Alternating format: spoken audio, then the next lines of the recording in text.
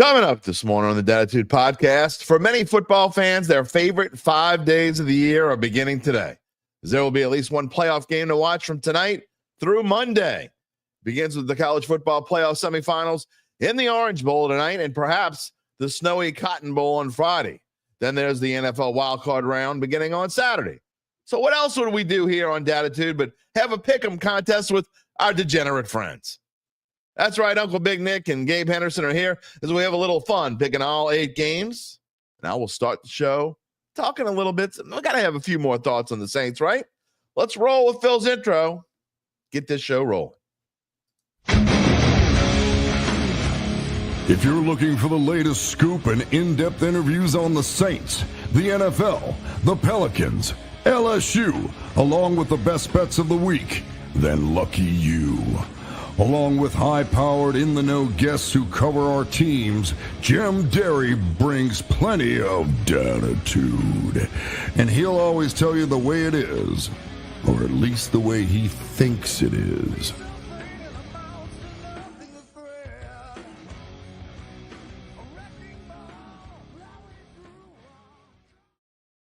Where you at, Dattitude family? You ready? I'm not talking about being bundled up. We already know Uncle Big Nick is bundled up. He's got his parka on. He puts his parka on when it's like 62 degrees outside. He's coming up in a little bit. I'm talking about, are you ready for 5 days of glorious playoff football? It's also bittersweet, though, because when it's over, when this weekend's over and these 5 days are over, there are only 8 football games left in the season. That is sad. You know, I always joke about it. It's not a joke, really, but you go to bed in August, and as a sports writer, you wake up in January. This year, you wake up and it's February. I don't know, man. It's going by even faster this year than any other. I mean, I'm looking forward to the Super Bowl and all, but it's kind of bittersweet in lots of ways. No need to fret, though, because we talk about football just about all year long here on Dattitude, and especially on today's episode, number 330, presented by Evangeline Securities for a Thursday, January the 9th, 2025. Got the year right this time. I'm your host, Jim Derry, 34-plus years in New Orleans sports media scene. All of them here at the Times-Picayune, NOLA.com. And I thank you for being a part of our growing family. Breaking news. Just found out as I was going to share the stream on Twitter, our friend Larry Holder has got some major professional news. He just threw it out there. I said, you put this out there and I'll read it 10 minutes before I go on the show. He is he's not leaving the Athletic. He's staying at the Athletic. I don't know what he's doing, but today is his last day covering the NFL and the Saints. So we're going to have fun dancing around that topic tomorrow because he will be on the show tomorrow morning. As he always is every Friday. But I won't be able to call him NFL beat writer anymore. I probably will just for the hell of it. But so I don't know what's going on with Larry, but we're going to find out.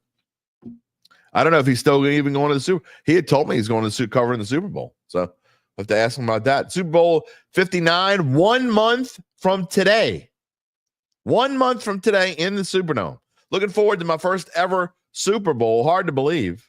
I've been able to do so many things in my sports career. I've told y'all this before, I think. Even recreationally, I've been to playoff games in all 4 major sports, even hockey. And I've been to 2 World Series games in 2016, but never a Super Bowl. The last time it was here, I was working in news. The time before that, I was the night sports editor, which meant I got to go to all the events during the week, including Media Day, but for the game, I had to be in the office leading the editing team. Wasn't a bad gig, but I wish I would have been able to go. When the Saints went to the Super Bowl, I was working in the St. Tammany Bureau, working in news. Kind of sad. So what, will the Saints ever get back to the Super Bowl? You know?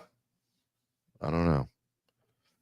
You know, you tell God, just let me have this one and I won't ask again. I think he took me at my word, and he took all of you at your word too. Anyway, so you know how you can be a part of the show, whether it's now. We talked a little bit about the Saints this morning here early, and just some minor updates. We'll get to them in just a second. before we get to Gabe and Uncle Big Nick and have our Pick'em show. You can be a part of the show by typing in your comment on YouTube or Facebook. And if you haven't already done so, we had a lot of subscribers yesterday. Mike Detillier is subscriber gold. You talk to Mike Detillier and everybody wants to see what's going on. So we welcome in all the new members of the Dattitude family. We do the show every Monday, Wednesday, and Friday live at 11 a.m., always on demand here or wherever you get your podcast. During football season, we go Monday, Wednesday, Thursday, and Friday. But we're in our off-season schedule, but this was the only good day to have a Pick'em.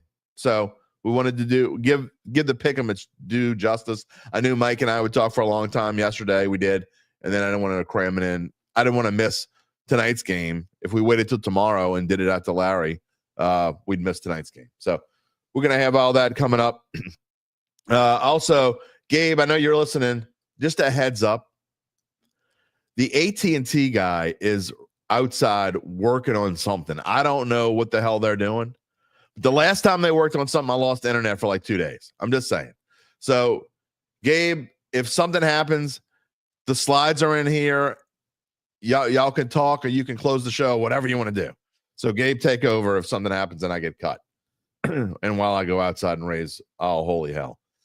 Before we get to those picks and AT&T and whatever else is happening around here, let me tell you about our friends at Evangeline Securities. You know, I could tell you if you ever dream about going to see the Saints play in the Super Bowl and it actually happens and they make it, Evangeline might be the answer on how you get there. If you own a family run of privately held business and you've been thinking about selling or retiring, or even if you're ready to do something else, that's where Evangeline comes in. One thing for sure is they can figure out the number one question you need to know, and that is, what is your business worth? If that's you or someone you know, it's time to reach out to Evangeline's founding and managing partners, Nick Braden and Ron Hemel. They will start by scheduling a complimentary valuation from their offices, either on Pointer Street or in Lafayette. From there, you'll be able to make well-informed decisions, or at least one major well-informed decision on whether it's time and whether you want to proceed. What happens after that? Well, we'll fill you in more after we make our picks later in the show. In the meantime, you can check them out at www.evangelinesecurities.com. Okay, we only got a few comments in the queue this morning. What do y'all don't want to hear us with the pick 'em? We're gonna have fun with it, whether we're right or wrong, and then we're gonna have bragging rights and we're gonna poke each other next week. Tell each other how bad that Uncle Big Nick and I were during the regular season. Gary, good morning. Maybe seeing a dietitian could give me a set of goals that can help it work for you. I appreciate it. Look, everybody, I love that people caring about my New Year's resolution. Yesterday was my first weigh-in. First week, lost 3.5 pounds. It was all because of the grilled chicken thighs that Uncle Big Nick fed me on Sunday. I'm doing good, though. I'm feeling good. I'm enjoying. I really am. Once I get my mind, it's all about getting your mindset with this stuff. I'm a roller coaster, man. I lose 30, 40, 50 pounds and then get it back. Not doing it this time. We're losing it and we're losing it. We're going to stay in that habit. I'm enjoying it. S. Callie, good morning. Who Dat Nation? Charles Mangus, good morning. Can it at least snow, not just sleet? Not in New Orleans. It ain't doing either. It's just going to be nasty and rainy. I don't know what it's going to be like in Houston or other places. I know in Dallas it's supposed to be snowy, and they say that it could be snowy tomorrow night. I thought Jerry World had a roof. No, it does? Wouldn't they close the roof if it snowed? No? Who knows? I don't know. Apathy, listen to Jay Glazer's podcast that had Dennis Allen on. I saw that he did that. I haven't listened to it yet. He explained his firing. If anyone needs to know why fans have zero confidence in Loomis, Cat Terrell tweeted the whole segment. I mean, now we're going to be on Dennis Allen's side and that we hate Loomis that bad and that we're on Dennis Allen's side now? Come on, man. Let's see what we got here. Gabe says, as far as Dallas goes, they're worried about the roads around the stadium. That makes sense. A lot of highway interchanges leading to Arlington. Now, I get it. If they had snow here, I don't know what they would do. They might cancel the game. Like real snow. I mean, I guess they wouldn't. I don't know. But yeah, if you haven't seen that, the whole thing, and I'm going to go look at it. Jay Glazer's podcast had Dennis Allen on the show. I'm interested to hear what he had to say, but I'm certainly not going to be on Dennis Allen's side as far as whatever he has. If he's talking bad about Loomis, y'all can let me know. I don't really give a damn. How about you get fired because it started with shaking Arthur Smith's hand and telling him how sorry you were that we scored points on you? Take a hike. That's not what I really want to say, but I'm going to keep it clean this morning. John Pace, good morning. Good morning, degenerates. They are here. They're in the green room waiting. Charles Manga says Jones hurt his shoulder. Now another injury. He's still out. Yeah, we know. We're not talking about the Pels. They're just. I'm telling you, we will talk about the Pels at some point. But last year, I would have already been jumping into them and having segments on the Pelicans, and I just haven't. I mean, it is what it is. Barry saw a little snow in Dallas this morning. Interesting. I think they should leave the roof open. They should just play it in snow. That would be fun. And Charles Wright, Gale fired DA. Gale told Mickey Loomis. I mean, and again, I haven't listened to it, so this is just going by the insinuation that was made. Danny Dupree says Dennis Allen was a little bitch. What a waste of the Saints and Saints fans' time. I mean, again, I'll go listen to it. I'm just reading from insinuations, but Mickey Loomis was in his corner. So if he's giving Mickey Loomis hell, then I'm going to lose even more respect for him. I mean, he shouldn't be giving Mickey Loomis hell. I bet he gives himself hell. You apologized to, not only did you apologize to a Falcons coach for scoring points, but you apologized to a Falcons coach who was going to be fired before the plane landed in Atlanta after he got his ass out of here. Get out of here. I don't care what. I didn't think you weren't necessarily taking DA's side, apathy. Yeah, don't spoil it. I'll have fun with it. That's not what I necessarily meant. But I'm not going to feel sorry for him in the slightest. He'll get another job. Never another head coaching job. Nobody's that dumb. Adam Varner, good morning. All right. Saints news this morning. I was going through, and there really isn't a whole lot. They interviewed Anthony Weaver, defensive coordinator for the Miami Dolphins. Look, I've told you this already. They're going to interview like 15 people. Excuse me, my mouth is dry this morning. Got 2 bottles of water here this morning. Did not have coffee. No coffee either. Look, Saints going to interview everyone under the sun. Okay. They're going to do this. And I really think the real reason is, I mean, call me cynical, whatever you want. I think the real reason is they're going to interview like 15 people. So if, you know how, like, I want this guy and I want this guy second. Okay. What if choices 1, 2, 3, and 4 are taken by somebody else? They decide to go somewhere else. Well, you can hire choice number 5 and say, oh, he's the guy we wanted all along. You can say that with a straight face because that's what they would do. No matter who they get, no matter who the next coach is, and whether Mickey Loomis is the one sitting there introducing him or someone else, it's probably Mickey Loomis. Let's be real. They can sit up there with a straight face and say, this is the guy we wanted all along. Don't get caught up in all this. And I know Randall, I don't know if I'm guessing he's not here. He probably would have said hello already. Apparently they want to talk to Cliff Kingsbury. Look, we always tell you to look at the Vegas odds because Vegas knows what's going on more than anyone else. Besides the people, and sometimes even more than the people in the room. We showed you the odds yesterday. Mike Detillier told you on yesterday. If you haven't seen yesterday's show, you at least go watch the with me and Mike. Mike had some great information. And he told you. And Vegas is telling you that the Saints' target is clearly Aaron Glenn right now. Whether you like it, don't like it, I think most people do like it.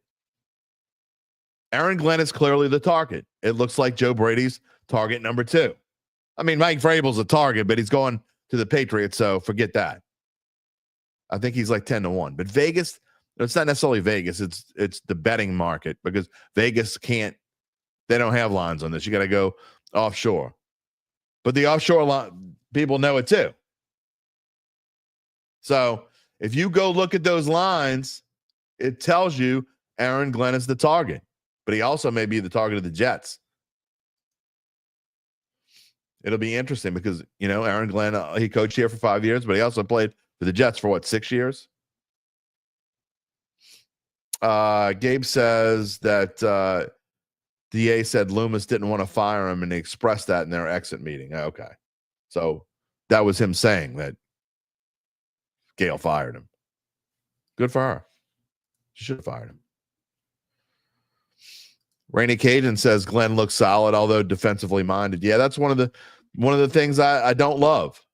But that doesn't necessarily, in my book, say, look, that's not going to make me say, oh, I don't want Aaron Glenn. Look, most of the people I respect and talk to, they love Aaron Glenn. Gabe told you, that's who he thinks it should be. Larry Holder wants Aaron Glenn. Larry Holder's been covering this team and knowing football, been covering the NFL, as I said, for 19 years. Apathy says, I don't think I was sold on Glenn until that Vikings game. And you can't let one game. I'd be all right with them now. They shut down that offense. My problem is, and look, it's a couple of problems that probably shouldn't be problems. He doesn't fit the guidelines that I just don't want someone that coached here. I just want a clean break. Still comes off the Sean Payton tree. Charles says if you hire a good OC, whoops, wrong one.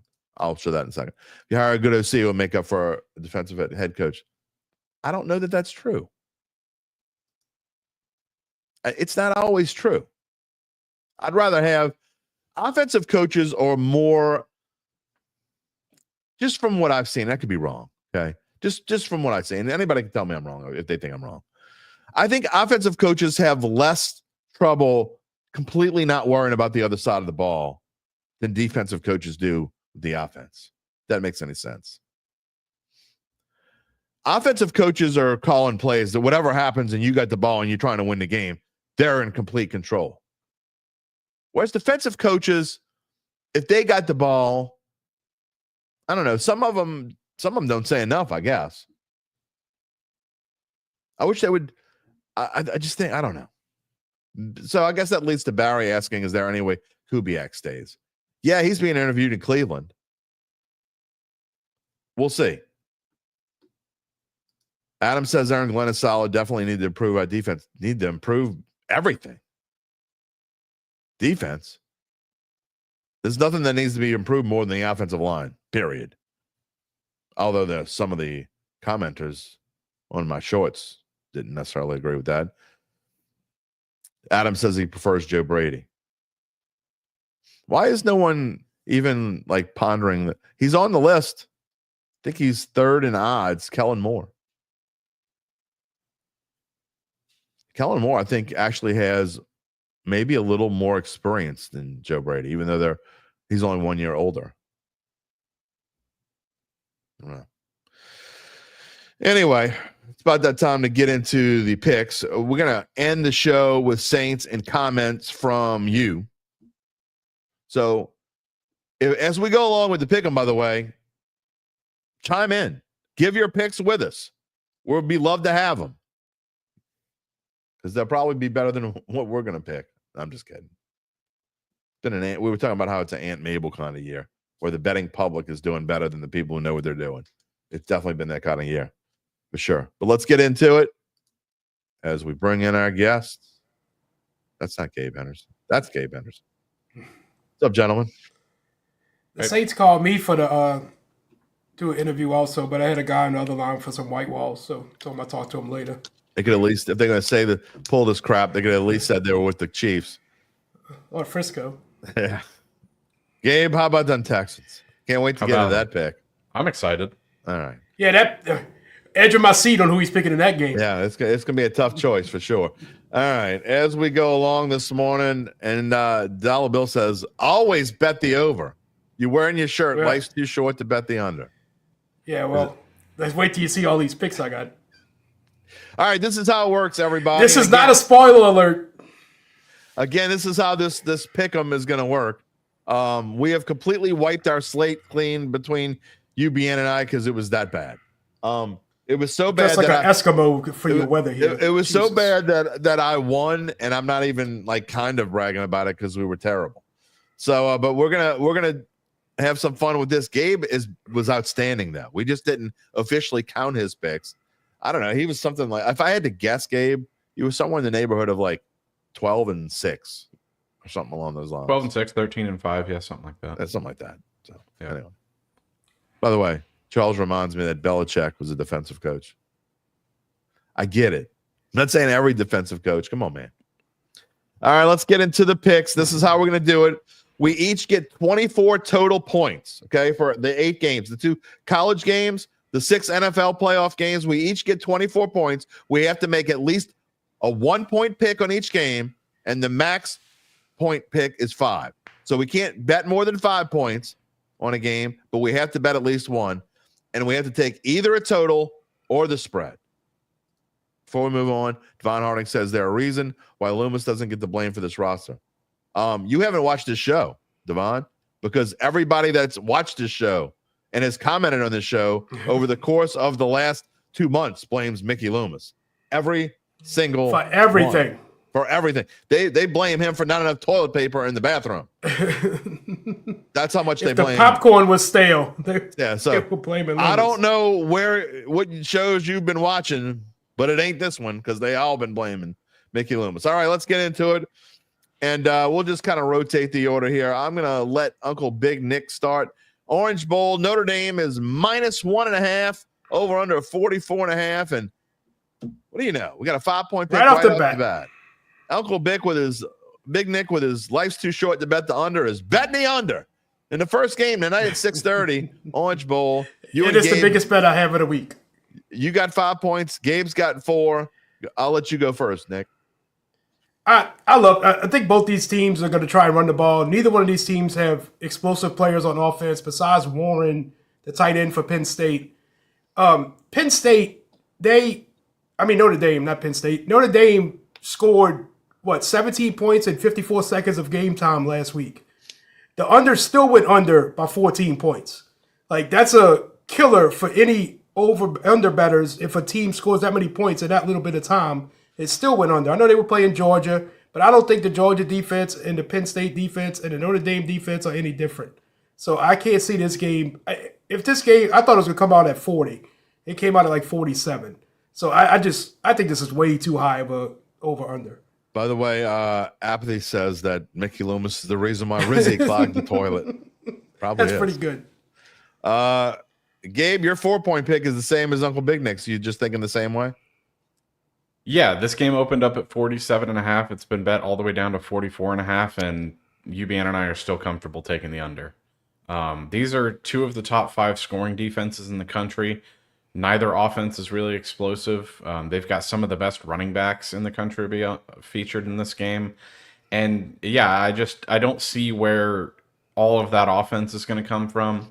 Tom Allen and Al Golden are calling better games than they have all season in the playoffs against better teams. I think each team is averaging, or they're giving up like 12.5 and 15 points respectively over 2 games. Yeah. So I just don't see where the points come from in this one. There's a reason why you should feel good about it and I should feel bad about my pick. And it's because Randall says he'll take the over and he's got Notre Dame by 7. I like Penn State outright. Charles got Penn State by 7. Look, here's my thing. I'm gonna say one thing before you get Jim. The spread for no TD in this game is 75-1. The odds. I might take it. I think I saw. Yeah, I think you can get I don't know. Can you bet a no offensive TD? Because I think the only way this game goes over if there's a bunch of turnovers on the offense and they get short. I think so. I wrote a touchdown score prediction for this game for Sportsbook Review UBN, and I was looking up. I was shopping the odds. You can actually find it at 100-1 at one of the books for no touchdowns in this game. Do they offer no offensive touchdown? Oh, no. I didn't see a no. I don't think touchdown, so. No. I don't think so. Because I'd take that. But Yeah. By the way, Randall, Randall, Worth a flyer. Randall's right. So the way these games usually go, when you think it's low scoring, they go way over. I kind of feel like this one's going to go way over. Penn State played multiple games in the 30s and 40s as of late. I'm just saying, I get why everyone they thinks bully it's gonna be teams low that they can scoring. bully, but they're not going to bully this team. Mm-hmm. Oh, I agree. They're not going to bully this team. But look, the only thing I don't like about my pick, and it's the reason why it's a 2-point pick and not higher, is I like. And by the way, I like, if you can't see the pick on the screen, you listen to the podcast after. It's my 2-point pick. I have Notre Dame minus 1.5. I just think I don't like that they've had less rest than Penn State and they had to play a day later. But I think that they've had enough time to get everything back together. I think they're just a better team. I think this whole bracket, in my opinion, was set up for Notre Dame to make the championship game. I know y'all don't believe that, but I do. And not to call it a conspiracy theory. You can call it whatever you want. I just think Notre Dame is the better team. I think Notre Dame's going to win. I don't know. I do think it would be close. I know I keep dissing on Drew Aller, but I don't know. I have a stat to back up your pick. James Franklin has literally never won a big game. Well, he won a big game last week, so He's 97-24 against teams not named Ohio State or Michigan. You notice, and I've said that before, but I can't say that today. When you won 2 playoff games and you get to the semifinals, it means you have won a big game. What big games has Marcus Freeman won? None. No, big game. Notre Dame hasn't won a big game in what? A long time. To back up your Notre Dame pick, Jim, I heard today that Penn State is the last 18 times they were Hold on. Boise State is a big game. It's a playoff game. It's a playoff game to get to the semifinals. It is the biggest game of his career. So that's bullshit. Sorry, move on. It ain't a big team, but it's a big game. Yeah. Exactly. Yeah, but Good morning, Penn State, Douglas. Go ahead. Penn State, the last time they've been underdogs, the last 18 times they've been underdogs, they've lost 16 of them. So the history's not on Penn State's side as being an underdog and upsetting a team. I'm just going. Look, neither one of these two teams have a lot of success in the playoffs. Period. No, neither one of them have a lot of success.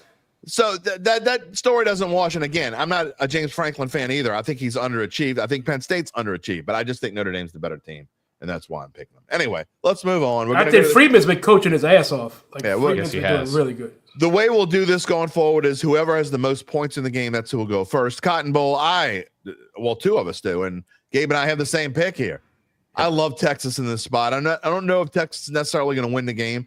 I actually kind of like them to win this game, but then it goes against.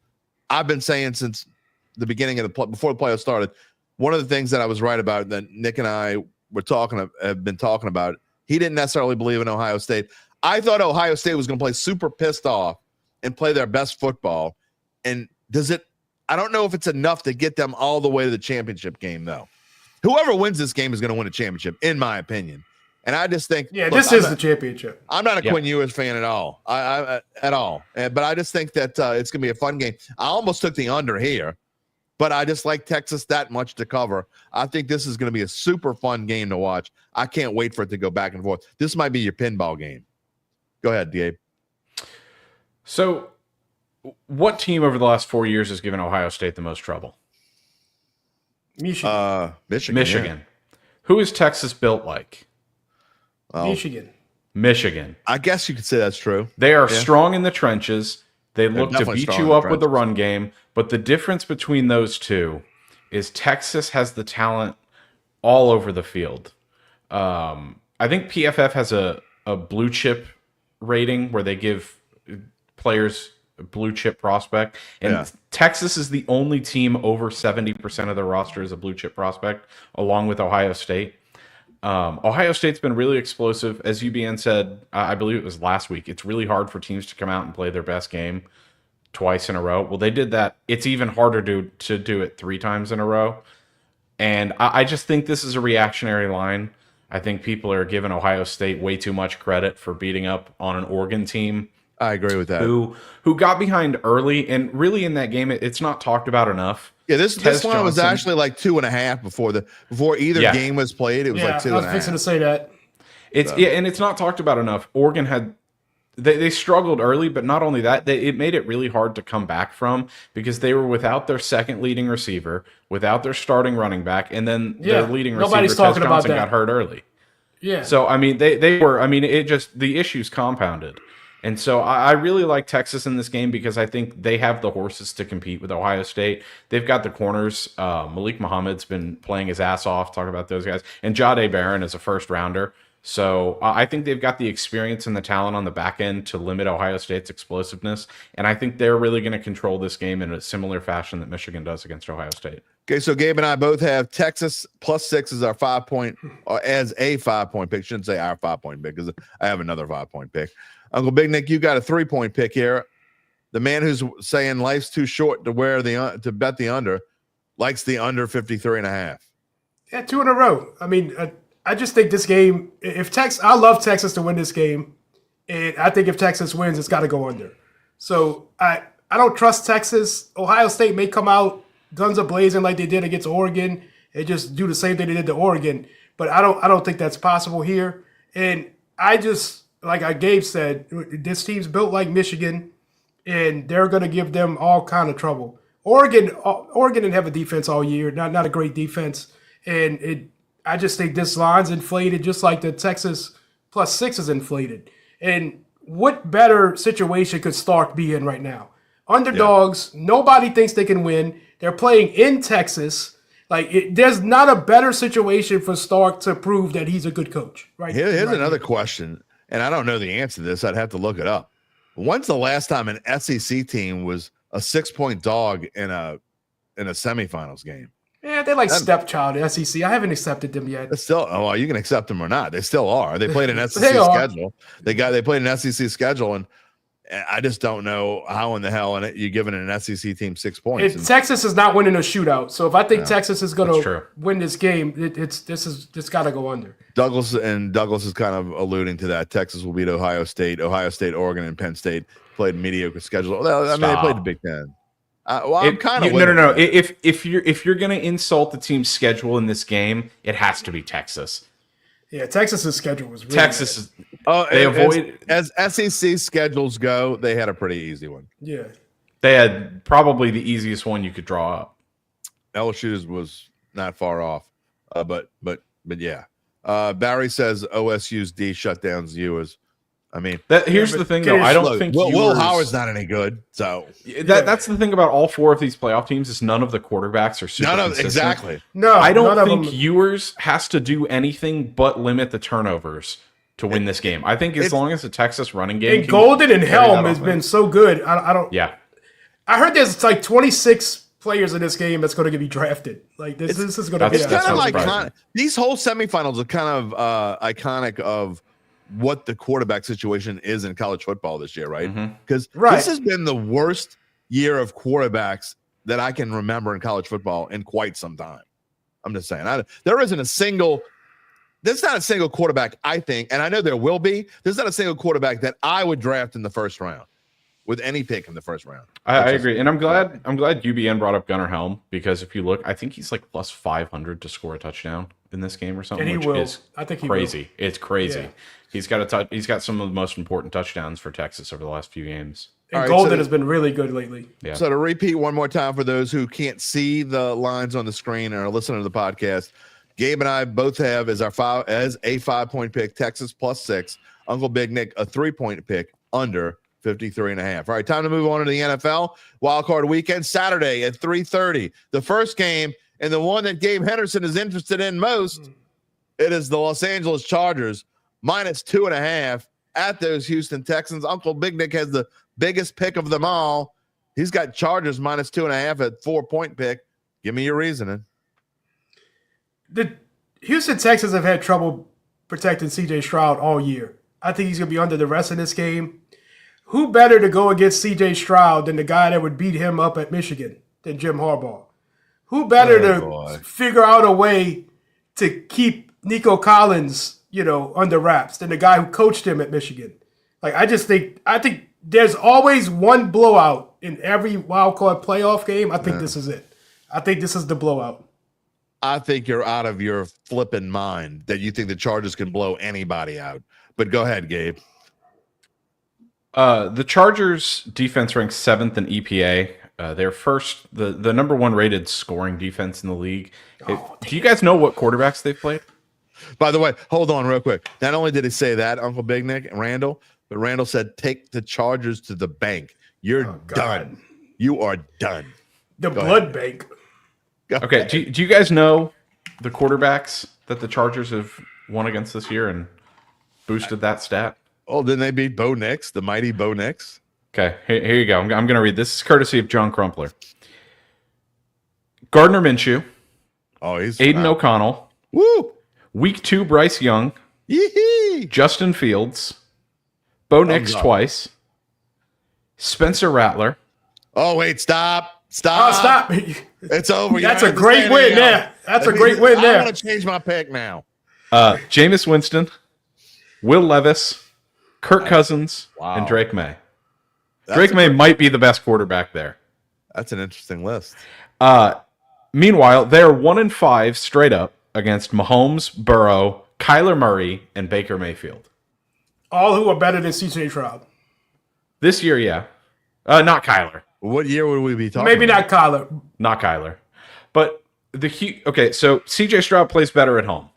The Texans finally, it feels like their offensive line did really well. They played the whole game against Tennessee in Week 18. Say what you will about the Titans, their defensive line is actually really underrated. Yeah. They finally seem to have figured out the offensive line, and they have their front seven healthy and playing together for the first time all season. Yeah. That's why I like the Texans as home dogs. Well, I'm going to say this. Doesn't it seem like a long time since the Saints won the Super Bowl? You know why it seems like a long time? Because it has been a long time. You know how many of the playoff wins the Chargers have since the Saints have won the Super Bowl? 2. Oh. They got 2. They haven't won one since 2018. The one before that was in 2013. How many of them teams was coached by Jim Harbaugh? Who cares? I don't care if they're coach. Jim Harbaugh hasn't changed. This team is still the same team. They're a bunch of losers. Okay. The Chargers are losers. They're losers, man. They're losers. I don't know. I think could change the culture. I'm going to say Coach this. can change the culture. I'm telling you. I think the Texans don't get enough credit. I mean, I'm not. Lord knows, I'm not going to blow smoke up at Gabe's keister. He knows him and I will get into it anytime. Can Gabe tell me who the Texans have beat this year? I mean, they played in the AFC Bills. South. Josh Allen's pretty good, isn't he? They beat the Bills. Yeah, he's all right. They shut down. They kept Josh Allen, I believe, under 100 passing yards. Say what you will about the Texans, their defense is legit. It is. It is. D'Amico Ryans has these guys flying. And the reason that they're 2.5-point underdogs in this game is because they're so banged up. They've got Nico Collins, and their number 2 threat at receiver is Deontay Johnson. Out. Yeah, Mixon's playing. Okay. Stephen Diggs is out. Like I think this. The Texans are banged up. And one of the other reasons I like this is because D'Amico Ryans knows how to motivate a team. Yeah. Did you guys see what Rex Ryan said on Get Up on Monday? I don't watch Get Up. I don't watch that. I know the only thing Rex Ryan was asked about this game, and he said, "Congratulations, Chargers, you got to buy."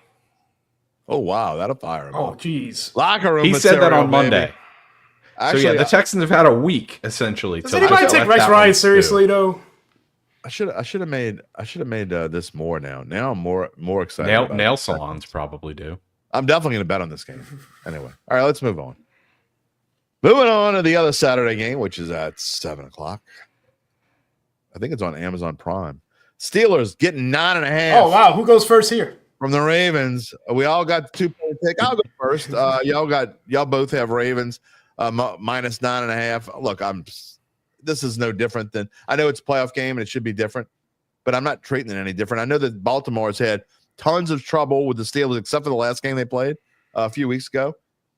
Baltimore's had tons of trouble with the Steelers. Lamar's played another thing. Lamar, you know how I feel about Lamar. He's played in 6 playoff games.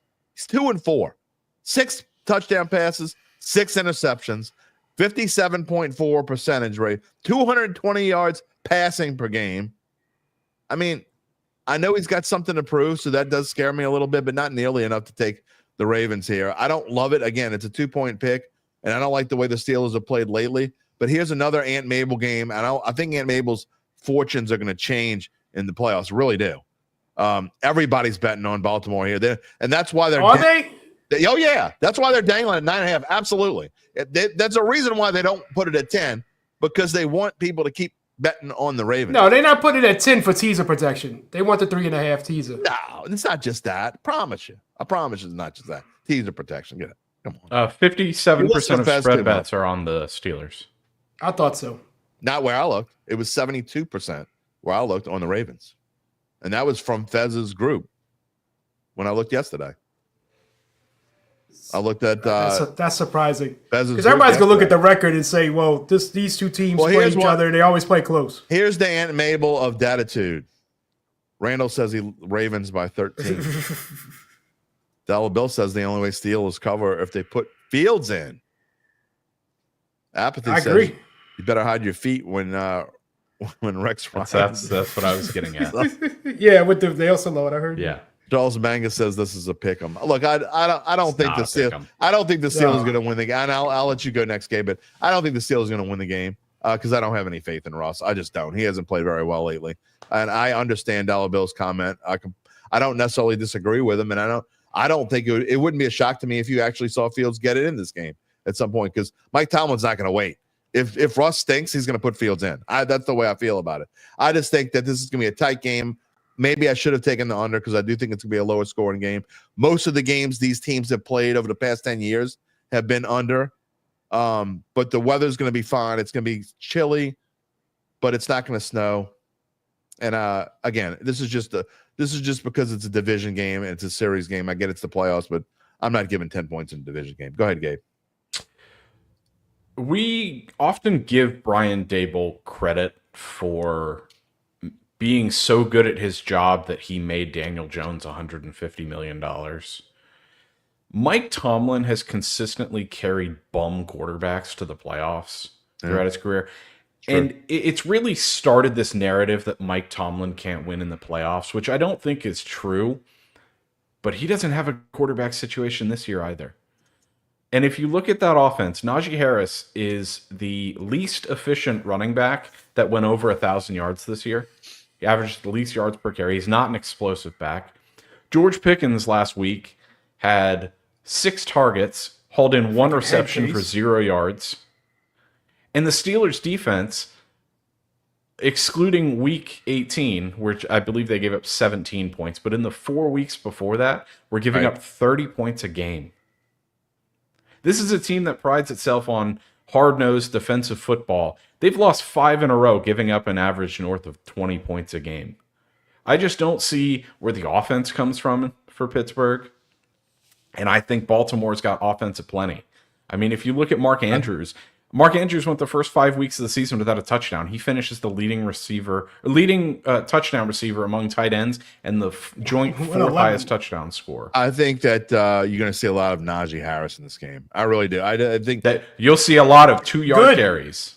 I hope we do. Completely. I completely disagree. Against the Ravens rush defense, that's fine. So the Ravens won this last matchup 34-17. And I think that's really more indicative. But go back to the ones before that, though. That's fine. I think that's really more indicative of where the first one this year, Justin Tucker missed 4 field goals to win the game. But I don't care why. The point is that these games have been close. They had, I believe, 12 or 13 in a row that were close. You're picking the last one, which is an anomaly.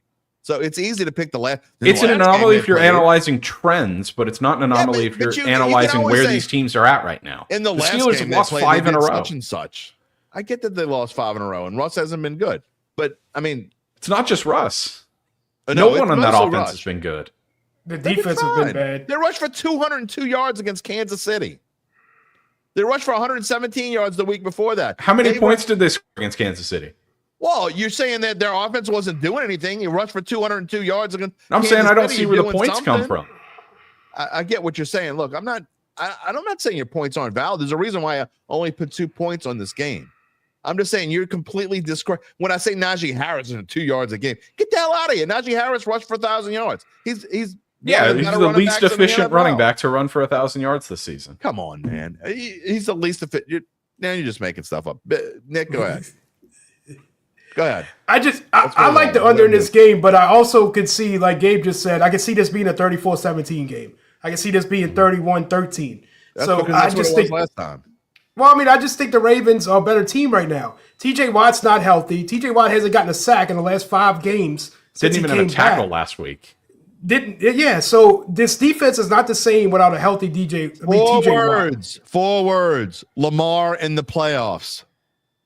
How many Mike Tomlin times in the has Lamar lost in the playoffs with Derrick Henry as his running back? 8-10 in the Hold on. Mike Tomlin's 8-10 in the playoffs. Lamar's 2-4. Lamar doesn't do jack crap in the playoffs. But this year is going to be different. You know how long I've been Say it with me, Jim. Say it with me, Jim.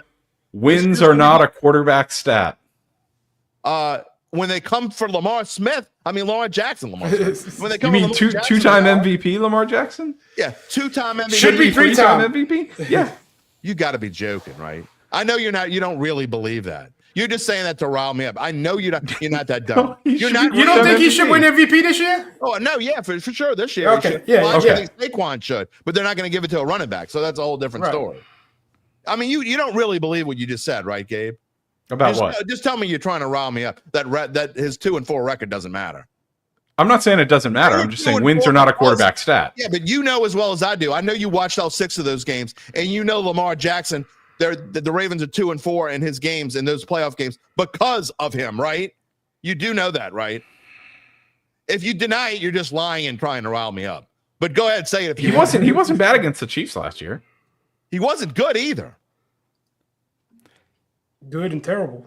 Yeah, good and terrible is right. I mean, he is an overrated quarterback, especially when it comes to the playoffs. When he wins something, I'll come out and say, I was wrong. Lamar Jackson's great. I hope. What better way for Lamar to break out of this playoff slump or what everybody thinks about him than him coming out and beating the Steelers, who's been his nemesis in the playoffs, which has been his nemesis. So I just think you got a different quarterback here. I know what happened in the past. I know what happened in the past. You know what? Because he's got Derrick Henry. That's why he's a different quarterback. I was going to say. And that's why I'm betting on him to win this game. That's why I only got 2 points on it. But it ain't because of Lamar Jackson.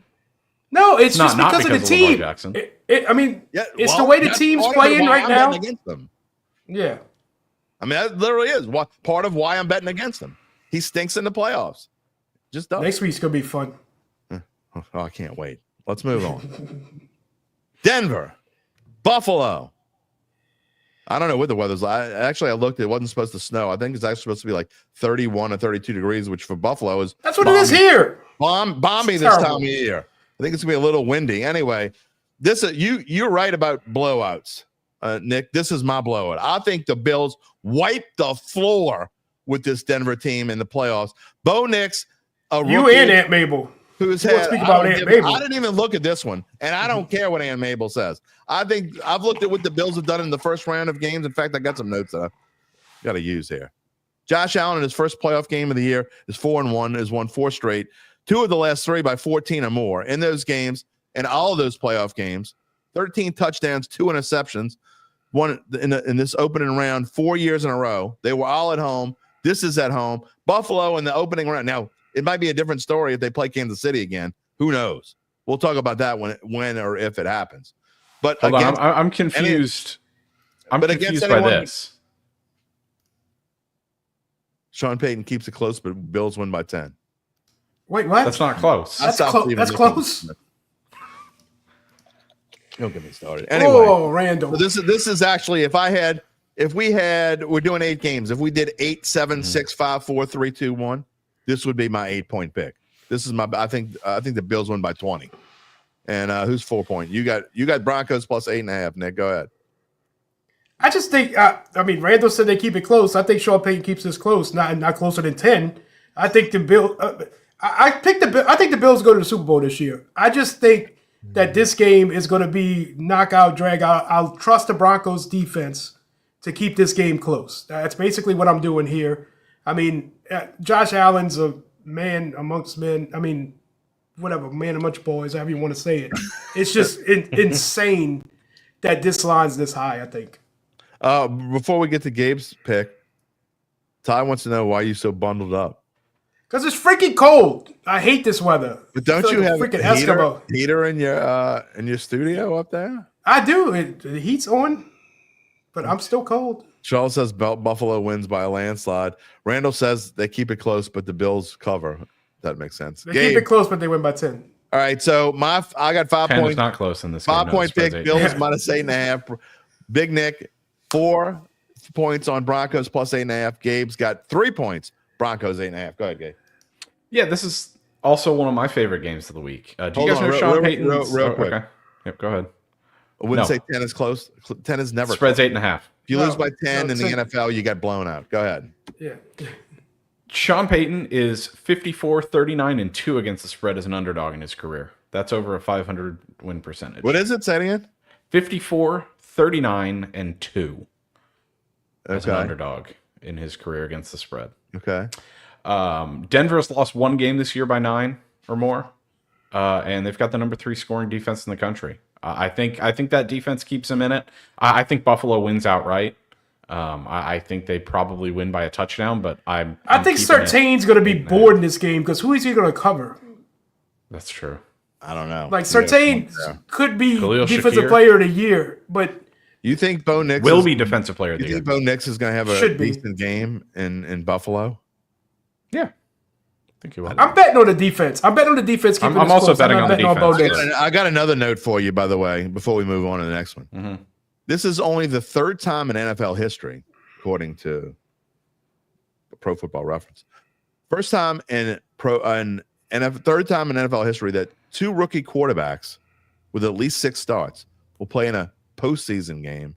It's only the first time since 2012 when Andrew Luck and RG3 did it. I'm sorry, it's the 4th time. The time before that, 2008, Matt Ryan and Joe Flacco. And then the only other time, 1983, John Elway and Dan Marino. Guess what those records? Guess what those? Oh, it's terrible. It's the terrible. previous 6 quarterbacks that did it when they had Is it 2 0-6 or 1-5? It is 0-6, including Elway and Marino. Yeah. They get and they get the floor waxed. By the way, so I think it's that's a bit of a only 7 rookie stat. only 7 rookie quarterbacks have won playoff starts. That's hard to believe, isn't it? Can you name one of them? No, I actually can't. I didn't. CJ Stroud. CJ Stroud last year I know. I was going to let you say it. beat the brakes off the Browns. All right. Moving on. Alliteration to end that segment. All right. To recap on this one, I have Bills minus 8.5 with my 5-point pick. Nick has Broncos plus 8.5 with his 4-point pick. Gabe Henderson, Broncos plus 8.5 with his 3-point pick. Moving on to Sunday later in the afternoon, 3:30 p.m. This one is on Fox. Green Bay Packers plus 4.5 against the Philadelphia Eagles. As of this That's recording, funny. We all get the same points on picks. I mean, Well, I think there's a reason for that. as of this recording, Jalen Hurts and Jordan Love are both playing. Jalen Hurts is almost certainly going to play. He's back at the practice. He is out of concussion protocol, so he is going to play. Jordan Love is dealing with an injury. We'll see what happens with him. Man, I'm going to go with you first, Gabe. I wanted to take Green Bay in this game, but I just don't. Mm-hmm. I just don't love it enough. And we all got 1 point here, so this is the one we're least confident about. I really think Green Bay is going to win this game outright, but I didn't have the cojones to pick it. You got Eagles minus 4.5. Tell me your thinking. Well, my thinking is the fact that I texted you yesterday and asked if we could change this pick depending on Jordan Love's status, because it came out yesterday that he doesn't know if he can start this or not. Yeah, if he doesn't start, this can be ugly. That's the real difference for me, is the fact that he is not healthy or confident enough to say that he can start this game. That's why I think the Eagles can win this. Otherwise, if he plays and he can throw the ball well, I think I like Matt LaFleur and the Packers in this game. But just for the sake of defending my pick, the Eagles won the early season matchup here. They're more healthy on the offensive side of the ball, and Toyotathon ended 3 days ago. So Jordan Love will be back to turning the ball over. That's my quasi analysis for this. No, and I get it. I don't know how to pick this. We all got one Yeah. point here, and we're forced to pick it. So it is what it is. Dollar Bill says Green Bay is one of the few teams that can out physical the Eagles. Yes. And I don't necessarily disagree with that. Look, and again, Green Bay from the beginning of the season, so I can't. It's hard for me to back off of it now, but I picked Green Bay in August to win the Super Bowl. So it's hard for me. Yeah, put it this way: if Jordan Love plays, I like the Packers to cover the 4.5. Yeah. So it's easy to say in January, well, Green Bay is going to have a tough time winning the Super Bowl. Of course they are. They're the 7th seed. I'll tell you, I will give you a play that's not spread or total for this game. Okay. Josh Jacobs, I believe it's at DraftKings, so we can mention it. I believe he's plus 105 to score a touchdown. Okay. And if you're giving me Josh Jacobs at plus money to score a touchdown, I'm taking it to the bank. Go ahead, Nick. We both have as a 1-point pick. We like the under in this game, Mr. Over. I just think it says 3 overs in 8 games. Unders. Like y'all saying, the quarterbacks, both these quarterbacks are not exactly healthy. I don't know what's up with Hurts. Does he have a concussion protocol? He hasn't been right out here. I got to be honest. I mean, he got up and gave the thumbs up and everything, and he's been out for 3 weeks. Yeah, he still has a pass protocol. So that's why I don't know which side to pick in this game. We have to make a pick on it. So I think both these teams want to run the ball. Both the teams want to drain the clock. Yeah. Both quarterbacks are not healthy. So the best pick for me in this game, if you got to pick it, is the under 45.5. Yeah. Because of that. And because of, they kind of shut up A.J. Brown and Devontae. They gave them here's all your passes, and now it's playoff time. Let's get back to what we do and handing the ball off to Saquon. Yeah. Randall likes the over. He says the over is the play in this game. I think he's just doing this on purpose. I think you're right. Adam is saying Saquon going to wreck Green Bay. Thinks the Eagles win this. Look, Saquon doesn't have a great playoff history. He only played in 2 playoff games there in the same season. Now, does that matter now? Maybe, maybe not. I just think that Green Bay is going to be able – they're not going to be able to stop him. Nobody can stop him. But I do think that they'll be able to limit him to 90. They can limit him. Yeah. Limit him, exactly. Tim Leach says Zach Bond is a tackling machine balling in Philly. Way to go, Loomis. From what I understand, that's one of the ones you can't necessarily blame Loomis because Bond wanted to go. So he was going to go eventually. That's what I hear. Whether that's true or not, I don't know. All right. Also, my 1-point pick, I got the under 45.5 in this game. Weather's going to be decent, so I'm not blaming it on the weather. I just think that these two teams, like y'all been saying, I think it's going to be a very physical game.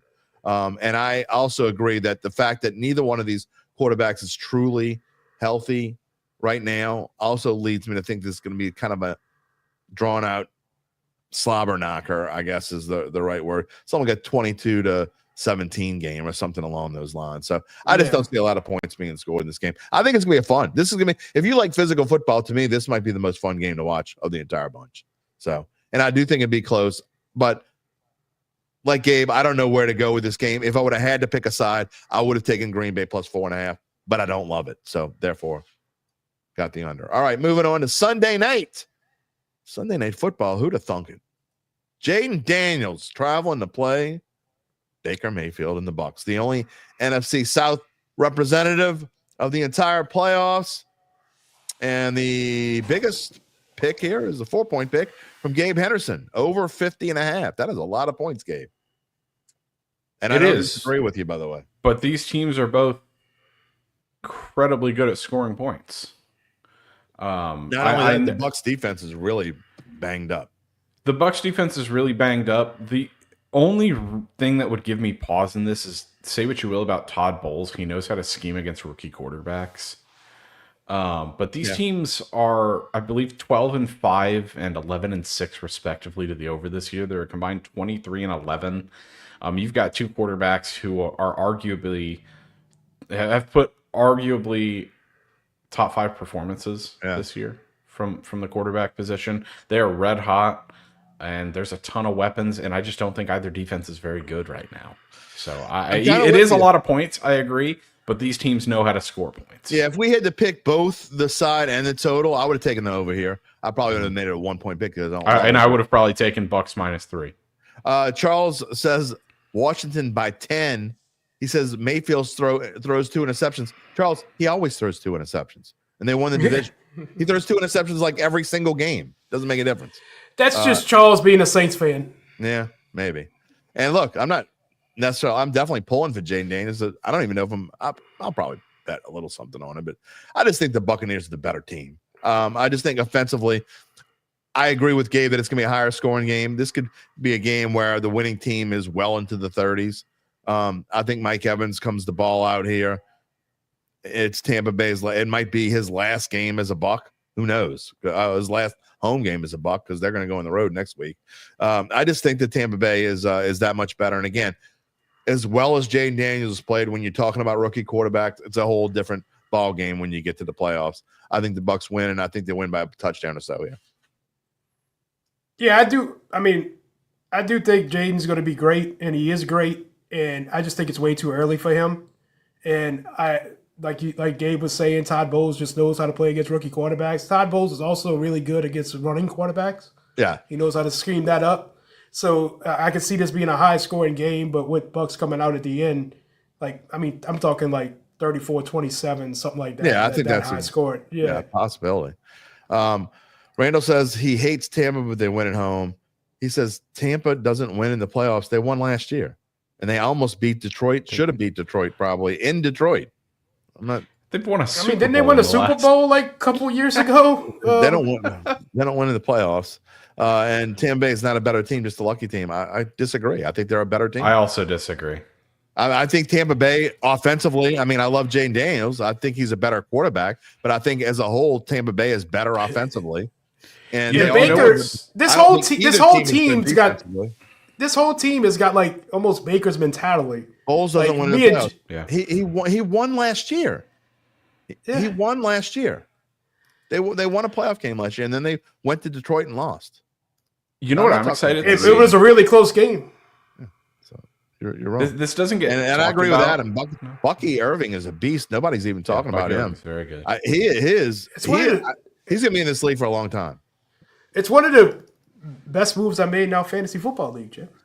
It's the only good move. Well, one of the things that I'm interested to watch in this game, if the latter doesn't duck like he's been doing all season, is Mike Evans, Marshawn Lattimore. Oh, that's gonna be fun. Oh, that's true. I forgot about that. We didn't even bring that up. That's gonna be we know who has the advantage if Lattimore plays. Yeah. Oh yeah, it's true. He's not gonna miss a chance to play this. I don't think. We'll see. All right, to recap, Gabe has 4-point pick is over 50.5. I am taking my 3-point pick here. Bucks -3. Uncle Big Nick, his 2-point pick is also. Hey, one more thing on this game, Jim. Yeah, go ahead. Baker has a way of firing this team up. They were dead in the first half against the Saints. He came out and he did that run, and then he stood over the player when he got hit. Me and Jim were laughing. You can see how this team has his back because he started the fight, and then once everybody came in, he just walked away. All right, now we fired up. Now we can go ahead and win this game. Can we talk about the fact that should have been a penalty? We can. Baker. It should have been. With all the soft stuff that they called.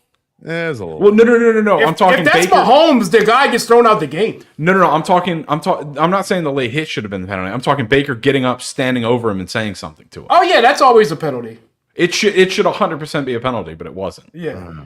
I'm not saying I agree with the penalty. I think you should be able to taunt in the NFL. I think it's crazy that you're not. It's a grown man sport. You can dance on the goalpost like it's a stripper pole, but you can't taunt. When they instituted the rule, I'm gonna take y'all a step back as we go off on a tangent.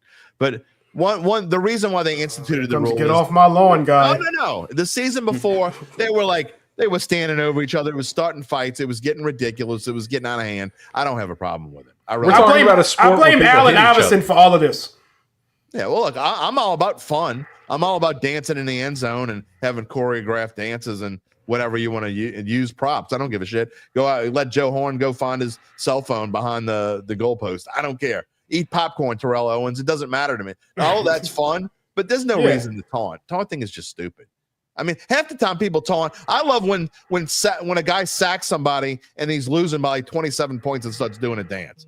Dude, you get my favorite celebration is the overthrow that Shaquille O'Neal couldn't catch, and the cornerback does he done something. The guy's wide open, he misses the throw, but that's why taunting is stupid. They don't even really know when to taunt. So shut the hell up. Well, okay, so along with taunting, just look back at remember Brad Wing's run against Florida. Oh yeah. Oh god. Where he held his arms out like that. The only punter to ever get a sportsmanlike conduct. Held his arms out like that and got called for taunting and he got called. That's crazy. That is crazy. You should be able to do that. I don't necessarily have a problem with that, but you can't.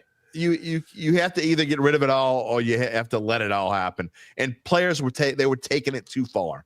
And so to me, I don't have a problem with it. I get both sides, and I'm not to get off my lawn, dude. You make fun of me just because I'm old. You only say that because I'm old, not because I really am get off my lawn, dude.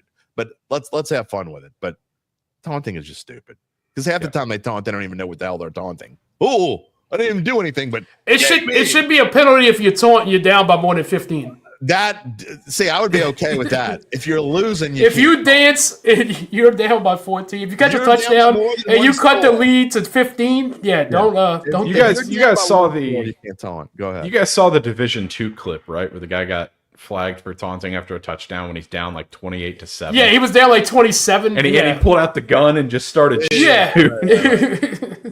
shooting blanks. It's crazy. All right, last game of the weekend, and again, after this game is over, this game we're about to talk about, there's only 8 football games left. There's 1 college and 7 pro. Bittersweet, sad, but we'll have fun with it anyway. The Minnesota Vikings are 1.5-point favorites over the Los Angeles Rams on the road. The over-under is 47.5. The highest point total, well, it's me and Nick. I'll go first with the last one. Look, I know I'm the only one, and this is another Mabel game. Everybody's going with the Vikings because they're 14-3, and I get it. And I don't necessarily I probably should have done a 2-point pick on this thing. I don't love this pick. I just think the Rams don't get enough credit. I also think that Sam Darnold is kind of like his Cinderella slipper is kind of it's not shattered, but it's certainly got some cracks in it. He's starting to look a little bit more like Sam Darnold that we expected. I just don't think the Vikings are nearly as good as their record, although I didn't give them a lot of credit before the season, so maybe I'm still dissing on them here. I don't know. But I think the Rams don't get enough credit. I like the Rams here, and I think they win outright, and I think that they go to Detroit next week, and they give the Lions a really tough game like they did last year. Nick, you go next. Oh, obviously, I think just the opposite. I think the Vikings win this game, and they go to Detroit and beat Detroit. I understand your Sam Darnold argument, and I'm picking this game in spite of Sam Darnold. Minnesota goes to Detroit and beats Detroit? Yes. Oh, God, no. If Minnesota goes to Detroit, they're going to get their ass waxed again. That's just my opinion. No, they're not. Okay. I don't think so. But I will not say anything about that potential. Randall likes the Rams. Charles likes Minnesota as well. Yeah, another thing to keep an eye on with this game, I've been hearing that with the LA Fires and stuff, this game may be moved to Arizona. And they're saying that if this game is moved to Arizona, then all these bets are void because the game changes venues. Right. And if this game moves to Arizona, they're saying the Vikings are going to be it'll be about favored by more. It'll be favored by a lot more. So just keep an eye on that with this game. But I just think the Vikings are going to come out. I mean, they had the ball in the red zone 12 plays, and Darnold just could not find an open receiver. He kept trying to force it to Jefferson. Right. I don't know. Back into Darnold. That's what. Yeah, he's bad. I trust this Minnesota team. I think the Rams may be the worst team in the playoffs. By the way, Charles Mangus, I love you. You are certainly one of the regular of regulars, but does everybody get lucky? I've like everybody who got in here is lucky. They're all lucky, except for Detroit and Kansas City. Good night, everybody. I mean, come on. I want to highlight this comment from Randall. I don't know if the Rams have the better coach. I like Sean McVay a lot, but Kevin O'Connell's the coach. Kevin of the O'Connell's year. phenomenal. I agree. Kevin O'Connell's the coach of the year. Awesome. And look, I'm with you. I love Sean McVay as well. Me too. He's one of my favorite coaches. In fact, if I could pick any coach and say I can grab this guy and he can be the coach of the Saints, it might be Sean McVay, but Kevin O'Connell would be up there. Mm-hmm. What he's done with. Yeah, no, I like him. And as far as my pick goes, bounce back. That's all I really have. Yeah, no, I hear you. It's a good bounce back spot for Minnesota. I also don't think the Rams have much of a home field advantage. But I'm not. They don't. But I'm not a bounce back guy in the playoffs. I mean, playoffs isn't a spot where it's not really just a playoff thing. I think Minnesota's been the better team all season. The Rams are playing good football right now. I really think the Minnesota defense is the best unit in this game. And I think they've just got enough weapons on offense, and they've got the coaching advantage. By the way, and we're going to end the show with Saints here. You told me about Cliff Kingsbury. You told me what? The Saints are going to interview like 15 or 20 dudes. Okay. Cliff Kingsbury's not coming here. Okay. They called me. Hold on. You want to talk about a bet in $1,000? Okay. I know I'm not supposed to do this, but I'm going to do it anyway. I'll bet you $1,000 to your 100 that Cliff Kingsbury is not the next coach of the New Orleans Saints. Okay, because the odds on Bet Online are plus 2,800 right now. This morning I checked them. It ain't Kingsbury. Okay, we don't want Kingsbury anyway. We don't want retreads. Okay, I think something came out this morning about Kingsbury that he might not take a head coach job. He might just stay in Washington. He should. He's not a head coach. No, I agree. We didn't seen that. Exactly. Because he doesn't want to come. Not to get on a. If he didn't want to come here, he wouldn't come interview. Okay, he's not going to go interview somewhere he doesn't want to go. Okay, that doesn't make any sense whatsoever. That'd be like me. Let me go interview at the New York Times. Jim, you got the job. Nah, never mind. I'm going to stay. I'm going to stay here. Oh wow. Okay. Zay Flowers is not playing. Okay. I didn't think so. He was a long shot to play. Yeah, he was, but it's official now. So change your pick. No. As long as Derrick Henry and Lamar Jackson are playing, I'm picking. Okay. Well, as long as Lamar Jackson's playing, I'm picking the other team. As long as George Pickens is still the Pittsburgh. As long as George Pickens is pouting on the sidelines because he's not getting the ball enough. What's up with Pittsburgh and their receivers? Like, they get the most drama having receivers over there. Well, I mean, it's here's insane. the thing. I will give Mike Tomlin a lot of credit. He had Le'Veon Bell and Antonio Brown for a good portion of their careers, and we didn't hear anything about them. They shut up and they acted the way that they should. Right. And then they left and they became the biggest divas in the league. Right. But now look at they're doing it there now. I know. All right, let's just for fun, we're gonna do our Super Bowl picks right now. We're gonna pick who we think's gonna go to the Super Bowl, not who we want to go to the Super Bowl. Don't pick the Texans, Gabe. No, I'm not gonna pick the Texans. Pick who we think's gonna go to the Super Bowl, and I'm gonna have I'm gonna have a tough time with this one. I'm gonna say that now, but let's do it just for fun. UBN, you go first. Oh God, put me on the spot, huh? By the way, here's another reason why this definitely ain't. I will bet money that don't happen. Detroit. I don't think either of those. I think Buffalo makes it. I think it's Buffalo and Philly. I think Philly's the most complete team in the NFC. If they can get over this hump as long as Hurts is healthy. I mean, that's of course they need Hurts to get there. Billy Wright, that's a new name. He likes Philly versus Baltimore. I think Buffalo finally gets over the hump of beating Mahomes, and I just think Josh Allen is going to will that team to the playoffs. I mean, to the Super Bowl. So you got Buffalo versus Philly, and Buffalo winning it all?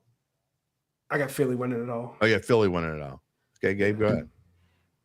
What do I say in the playoffs, Jim? Defense? Coaching? I don't know. What don't bet against God. Oh, that's true. It's hard Mahomes. to bet. I'll say Chiefs Eagles rematch. Chiefs Vikings. I don't want to take the Eagles. I like the Eagles. I have a bet on them. No, it's not who you like. You got to say what you think. Chiefs Vikings. We sell it the way it is. Chiefs win. Chiefs Vikings and Chiefs win. I don't know how to pick the NFC. The NFC is such a crapshoot. The NFC really is a crapshoot. That's why I'm going to stick with my original prediction. Green Bay, Buffalo? No. I'm going to go Green Bay and Kansas City in a rematch of, what was that, Super Bowl II? I don't know. You were there. I wasn't. I wasn't even born yet. It was the last Super Bowl I wasn't alive for. I'm with Gabe. I'm not betting against until Kansas City proves me right. I'm gonna pick Kansas City to win just because I'm with Gabe. I don't even care if I'm wrong, but I'm not gonna pick against him until he proves me wrong. I mean, and I think it's funny. It's hilarious that everybody and their grandma is rooting against Kansas City just because they don't want Kansas City. And it's hilarious that nobody's talking about Kansas City either. Yeah, not one of these comments in here had Kansas City in the Super Bowl. And it's crazy. And then we get this from Randall. It's Detroit and everyone else. Randall, do we forget that Andy Reid and Patrick Mahomes are the two-time defending Super Bowl champions? Absolutely. Do we forget that they had one loss? Dan Campbell's the greatest coach 18? since Vince Lombardi. They're fixing to name the trophy the Campbell Trophy. John wants to know if I'm just not picking against my original pick. If my original pick is still there, look, here it is, John. My original pick in August, I'm not going to pick against myself now. I'm not going to say something different than I said back in August. I said Kansas City and I said Green Bay. So Why am I going to say it different? I think the only difference is I think I picked Green Bay to win it before. I'm going to pick Kansas City now. The past can't help. Why? They won every game but one with Patrick Mahomes this year. Detroit's not going. And he played like crap. Detroit's not going to the Super Bowl anyway. History isn't on the Chiefs' side. Patrick Mahomes is a three-time wait. Super Bowl champion. What history? Here's my prediction. Detroit will be in the NFC Championship game against, I don't know. I guess I got to say Green Bay. But let's just say that. Let's say Detroit's playing Philly in the NFC Championship game. And Detroit's up. Detroit's losing by, I don't know. I'm going to make them a number here. Detroit's losing by 5. I mean, by 4. Detroit's losing by 4 with a minute and 50 seconds left. They drive down the field. They score a touchdown. This idiot, because he's an idiot, goes for 2 because it makes no sense to go for 2. So now they missed the 2-point conversion. They're winning by 2. Philly comes back down and kicks a field goal as time expires and wins by 1. That would be the most hilarious championship game I've ever seen, because he's gonna do something. It might not necessarily be that, but he's gonna do something that he's gonna do something to cost him a game. That's gonna cost him. Is Detroit the best team in the NFC? There's zero. In fact, I don't think there's any question that Detroit's the best team in football right now. But the best team in football doesn't always win. Way more times than not, doesn't always win. And when you got a stupid coach who does stupid things, he doesn't stop doing stupid things in big games. And we've seen that already. I can't wait. I'm not going to bet against Patrick Mahomes. You're not going to catch me doing it. Andy Reid. Or Andy Reid. I'm with Billy. I understand. I'm with Billy, though. I hate Kansas City. Too many dumb commercials and tired of Taylor Swift. I'm also tired of Taylor Swift. So. I'm a fan of an AFC team. Kansas City. I watched my team blow a 24-0 lead in Kansas City in the playoffs, and I knew it was coming. You think I'm not tired of them? Apathy. 2011 Saints. Just stop Vernon Davis. Roman Harper couldn't. You can't stop Vernon Davis. Roman Harper couldn't. No. Anyway. Patrick Mahomes is inevitable. Final thoughts before y'all say goodbye. I'm going to say goodbye for about 5 minutes my own way. Got anything? Is it summer yet? The best analyst. That's my thing. I'm so sick of this cold. I'll say that my prediction at the start of the college football playoff was Penn State, Texas, and the Natty, and I'm sticking to it. Okay. Penn State. Yeah. Gotta ride with it. Gotta ride with my original pick. Mine was Texas. I think I said, who did I say Texas first? I think I said Texas, Notre Dame. I'm going to stick with that. Did you have Notre Dame beating Georgia? I thought it. No, I didn't like Georgia at all. I didn't like Georgia at all. I thought Georgia. Well, I know. I'm talking pre. I didn't. Crossing. Oh, you mean back in September? Yeah. Or what? Well, no. Back at the beginning of the college football. I liked in the beginning of the year. I liked Texas and Ohio State. I said Texas and Ohio State were the best teams in the country, and I said that in August. I did a bracket thing like you do for the NCAA, and my championship is Texas Notre Dame. I'm the only person left. I'm the only person left with two left in there. Yep, me too. Charles says he loves the cold, so I do too. All right, move up north. Next week we're gonna do this on Friday. So I don't live in Louisiana for the cold. All right, I'm gonna start calling you Gnome. Come on, Gnome. See y'all later. Bye. Later. All right, that was fun. That's about what I expected, what I hoped for. We're having fun with this. Look, and some of y'all you'll send me a note later. Were y'all really mad at one another? No. Dude, that's how we talk. We talk like we're sitting on this. You can't tell if you don't have this. I mean, if you can't sit with your boys, have a beer, and yell at each other because you think the other one's stupid, then that's no fun. That's the fun we have. That's fun. I mean, look. So I went to UBN's on Sunday, though we didn't argue with one another. Before we wrap up the show today, we told you earlier we'd let you know more about how Evangeline Securities can help you figure out what your family-run or privately held business might be worth, whether it's time to sell. How do they do it? Well, after their complimentary evaluation of your company, if you decide to proceed, native New Orleanians Nick Braden, Ron Hemel, and the folks at Evangeline will begin an extensive auction process from established private equity funds from around the world. Around the world. It even includes Detroit, Randall. That's how big it is. They will also maximize the return process for the founder and his or her family. Evangeline Securities is the top producer on their platform, and there are very few companies like them in this area. None with their dedication and success. They are fully licensed and ready to serve you, so get in touch with Nick and Ron about what's really important, the rest of your life. You can find them at www.evangelinesecurities.com. I'm looking forward to just having some fun. Gabe Henderson, breaking news. Notre Dame locker room. Can a locker room deal with a flu outbreak? The locker room has a flu? Like even the wooden benches too? Get that bench out of here. It's got the flu. No, that's bad, man. Would that change my pick? Maybe. I don't know. Maybe I won't bet. I don't know, man. That's not good. You know, we had the flu this time of year. Look, y'all saw that yesterday and today might be the first day I actually sound normal again. A rough 2 weeks, man. I'm still dealing with it. Maybe y'all ever had tinnitus? I've had it for a long time, but it's like rip roaring in this ear right here. It's like I'm hearing these clowns and a high-pitched squeal in my left ear. Yeah, maybe the benches didn't get the flu vaccine. Gabe said, all right, time to get your final comments now. Saints coaching search again. We told you about it this morning. Anthony Wright was the first to do an interview. The Dolphins defensive coordinator. Look, I mean, I don't know if Anthony Wright's ready to be a head coach or not, but you got to give kudos because I think the Dolphins defensive defense, just in general, was way better. That's what I think. So that maybe he'll be ready in the future. I mean, I don't think any of us would be thrilled if Anthony Weaver would be like, who? Although I did say, I think it's going to be whoever gets this job. My prediction was it's going to be who?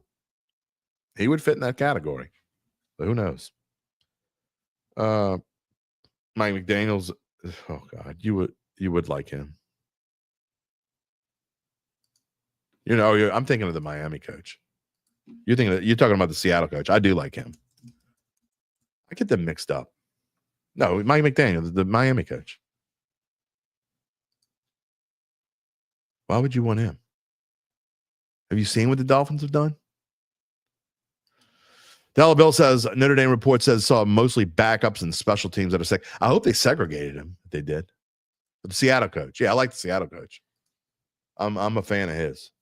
That's not Mike. Who is that? I get them mixed up. Mike McDonald, right? Mike McDaniel. I get him mixed up too, Randall. Mike McDaniel is the Miami Dolphins coach. McDonald is the Seattle coach. It's all right. I got it wrong too. I always do that with those two guys. I like the Seattle coach a lot. I actually think Seattle is up and coming. If they can keep their core skill players together, because I think their defense was better this year. So I like Seattle. And look, that division is proved to not be as tough as we all thought it was going to be, right? I mean, it's San Francisco. You know they're not going to stay 6-11 again or whatever the hell they were. They'll be much better next year. The Rams will be consistently good. But in Arizona, look, they took a big step forward. That's going to be a fun division to watch. And guess what? Saints play all four of them next year. Saints play the NFC West next year. So that will be interesting to watch. All right. Look, we're just going to monitor the Saints coaching search. Nothing's going to happen in the near future anyway. It's going to take a couple weeks. We'll talk about it. We've got the next 4 shows going to be good, really good ones. We had Mike on yesterday, and I knew that was going to be a well-watched show, and people were going to be excited about it. Well, we got some good shows coming up the next four shows again. Tomorrow, Larry Holder, and we'll get on him. What are you talking about? You're not going to be an NFL writer for The Athletic anymore. What's up with that? Well, he'll probably dance around it, but we'll get him to dance on the show here.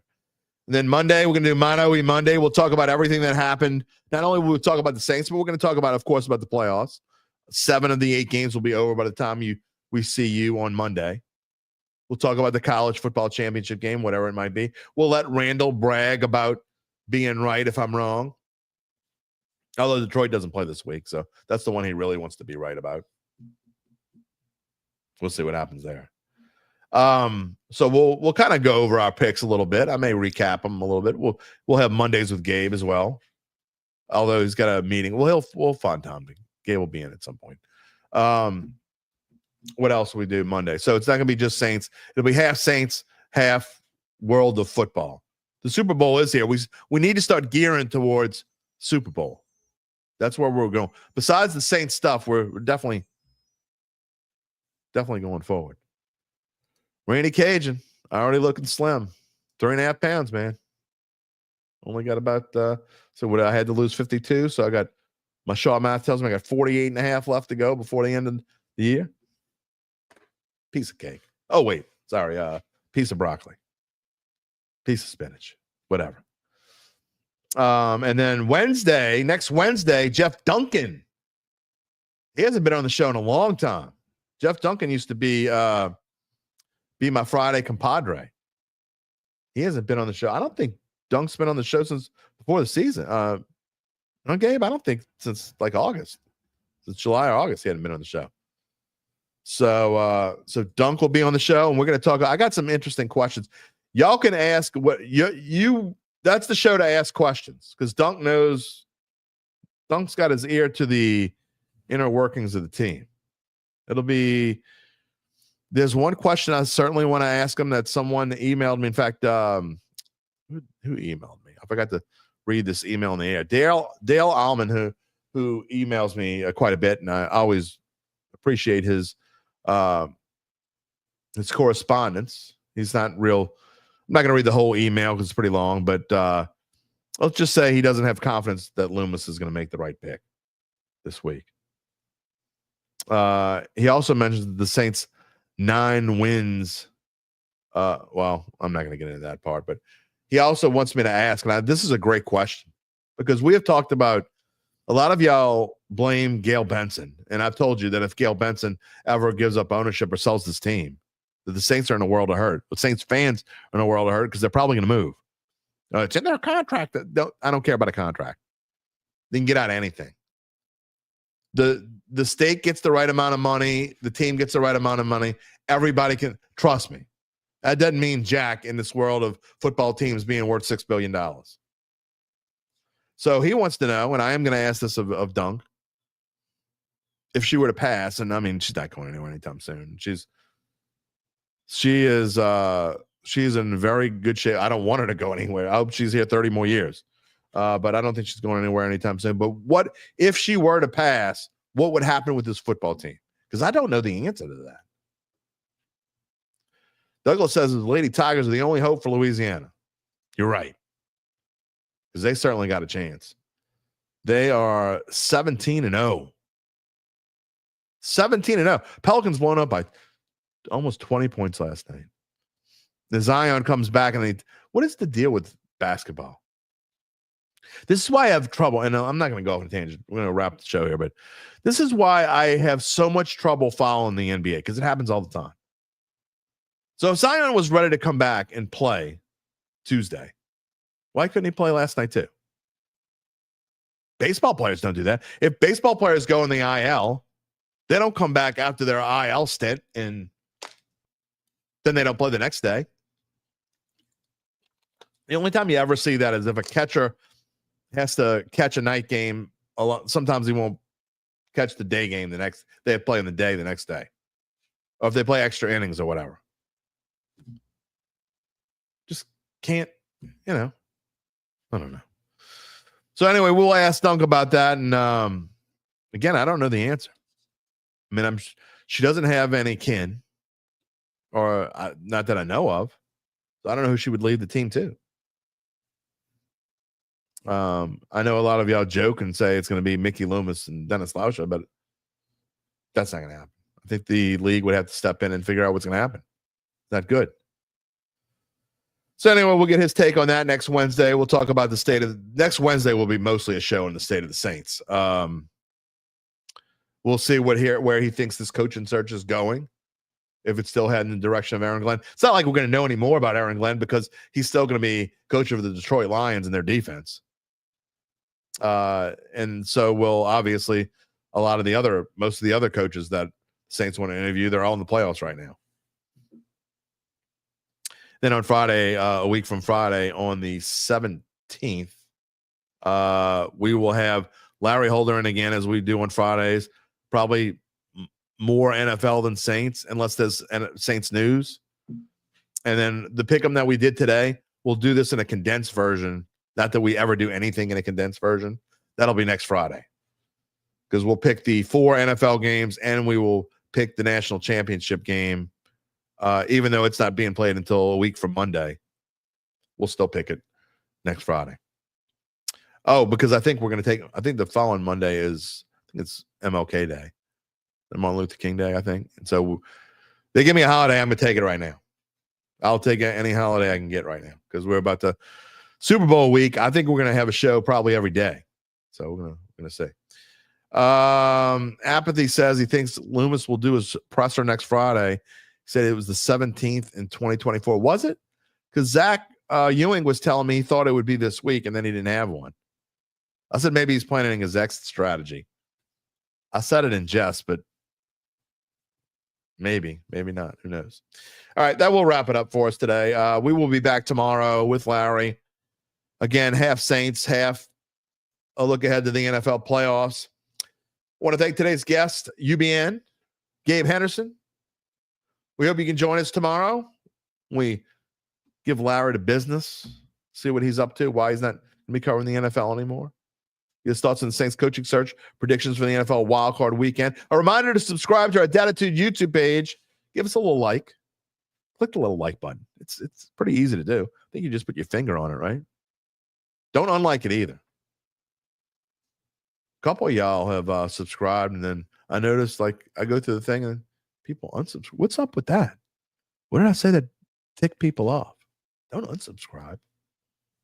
Reminder to subscribe to our Dattitude YouTube page. Click the little bell to receive notification when we go on the air live. You can also find us wherever you get your podcasts if you want to listen after the fact, including Apple, Spotify, and many more. You can find a replay of the show on NOLA.com/sports. Enjoy the Orange Bowl tonight. We will see you tomorrow. Take it easy, my friends. If you're looking for the latest scoop and in-depth interviews on the Saints, the NFL, the Pelicans, LSU, along with the best bets of the week, then lucky you.